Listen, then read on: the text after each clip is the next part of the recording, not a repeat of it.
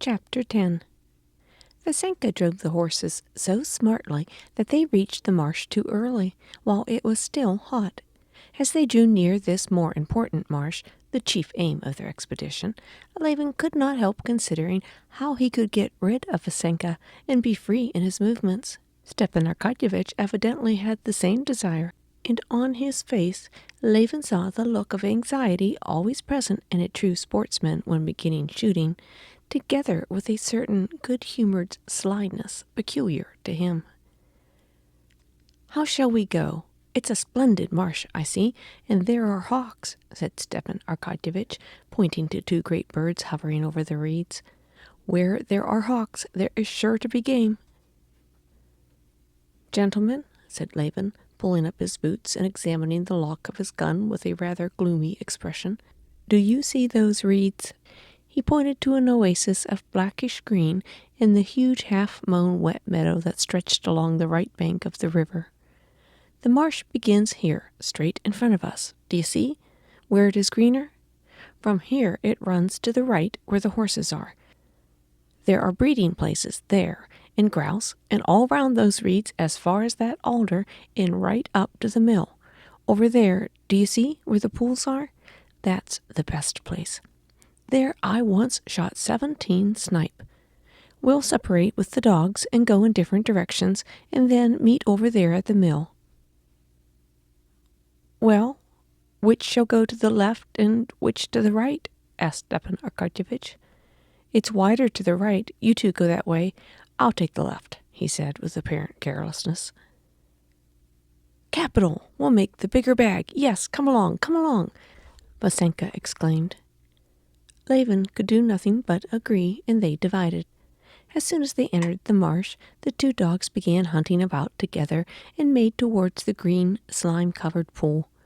Levin knew Laska's method, wary and indefinite. He knew the place, too, and expected a whole covey of snipe. "Veslovsky, walk beside me," he said in a faint voice to his companion, splashing in the water behind him. Levin could not help feeling an interest in the direction his gun was pointed after that casual shot near the Kolpensky marsh. "Oh, I won't get in the way. Don't trouble about me." But Levin could not help troubling, and recalled Kitty's words at parting. "Mind you don't shoot one another." The dogs came nearer and passed each other, each pursuing its own scent. The expectation of snipe was so intense that to Levin the squelching sound of his own heel, as he drew it up out of the mire, seemed to be the call of a snipe, and he clutched and pressed the lock of his gun. Bang, bang, sounded almost in his ear. Vasenka had fired at a flock of ducks which was hovering over the marsh and flying at that moment towards the sportsman, far out of range. Before Levin had time to look around, there was the whir of one snipe, another, a third, and then some 8 more rose, one after another. Stepan Arkadyevitch hit one at the very moment when it was beginning to zigzag, and the snipe fell in a heap into the mud. Oblonsky aimed deliberately at another, still flying low in the reeds, and together with the report of the shot, that snipe too fell, and it could be seen fluttering out where the sedge had been cut, its unhurt wing showing white beneath. Levin was not so lucky. He aimed at his first bird too low and missed. He aimed at it again, just as it was rising, but at that instant another snipe flew up at his very feet, distracting him so that he missed again. While they were loading their guns, another snipe rose, and Veslovsky, who had had time to load again, sent 2 charges of small shot into the water.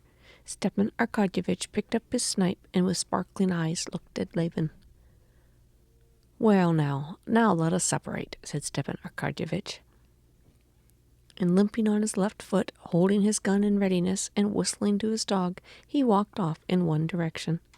Levin and Veslovsky walked in the other. It always happened with Levin that when his first shots were a failure, he got hot and out of temper and shot badly the whole day. So it was that day. The snipe showed themselves in numbers. They kept flying up from under the dogs, from under the sportsman's legs, and Levin might have retrieved his ill luck. The more he shot, the more he felt disgraced in the eyes of Veslovsky, who kept popping away merrily and indiscriminately, killing nothing, and not in the slightest abashed by his ill success. Levin, in feverish haste, could not restrain himself, got more and more out of temper, and ended by shooting almost without a hope of hitting. Laska, indeed, seemed to understand this. She began looking more languidly and gazed back at the sportsman, as it were, with perplexity or reproach in her eyes. Shots followed shots in rapid succession. The smoke of the powder hung about the sportsman, while in the great roomy net of the game bag there were only 3 light little snipe. And of these 1 had been killed by Veslovsky alone, and 1 by both of them together.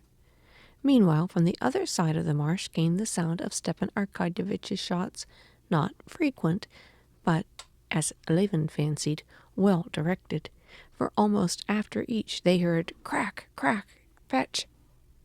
This excited Levin still more. The snipe were floating continually in the air over the reeds. Their whirring wings close to the earth and their harsh cries high in the air could be heard on all sides. The snipe that had risen first and flown up into the air settled down again before the sportsman. Instead of 2 hawks, there were now dozens of them hovering with shrill cries over the marsh. After walking through the larger half of the marsh, Levin and Veslovsky reached the place where the peasants' mowing grass was divided into long strips reaching to the reeds, marked off in one place by trampled grass, and another by a path mown through it. Half of these strips had already been mown. Though there was not so much hope of finding birds in the uncut part as the cut part, Levin had promised Stepan Arkadyevitch to meet him, and so he walked on with his companion through the cut and uncut patches. "Hi, sportsman!" shouted one of the group of peasants sitting on an unharnessed cart. "Come, have some lunch with us. Have a drop of wine." Levin looked round.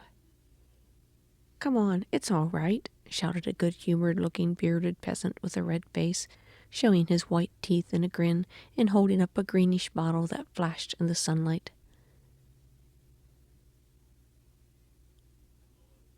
"What do they want?" said Veslovsky.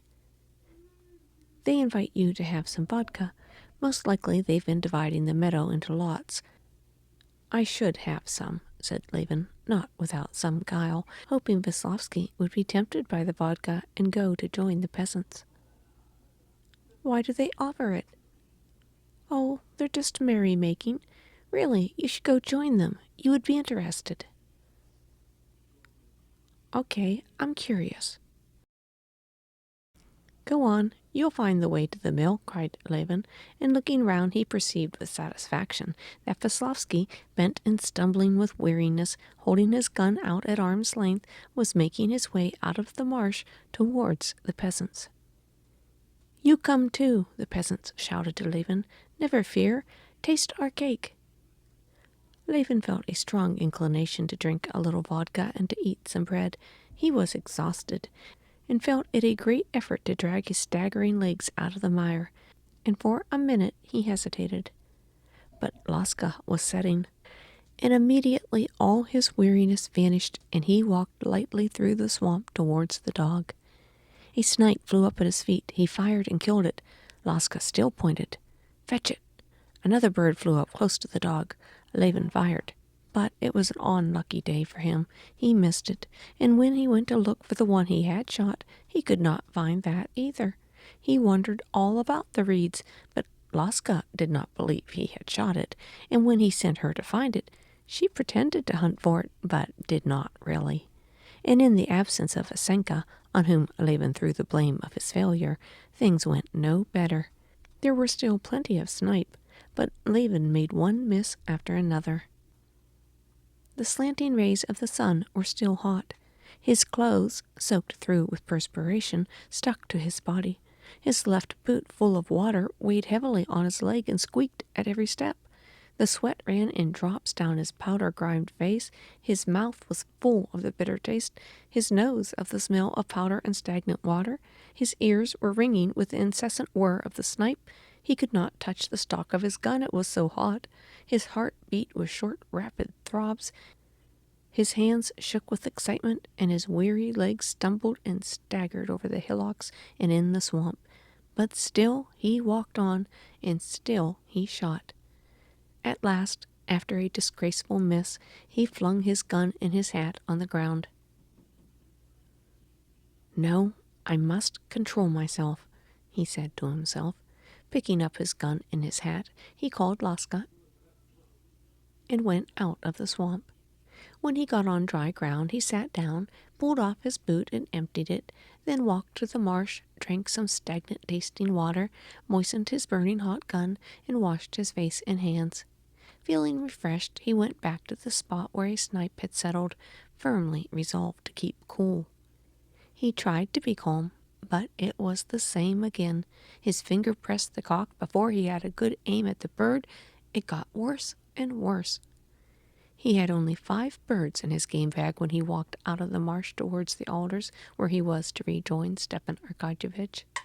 Before he caught sight of Stepan Arkadyevitch, he saw his dog. Crack darted out from behind the twisted root of an alder, black all over with the stinking mire of the marsh, and with the air of a conqueror sniffed at Laska. Behind Crack there came into view in the shade of the alder tree the shapely figure of Stepan Arkadyevitch. He came to meet him, red and perspiring, with unbuttoned neckband, still limping in the same way. "Well, you've been popping away," he said, smiling good-humoredly. "How have you got on?" asked Levin. But there was no need to ask, for he had already seen the full game bag. "Oh, pretty fair." He had 14 birds. "It's a splendid marsh.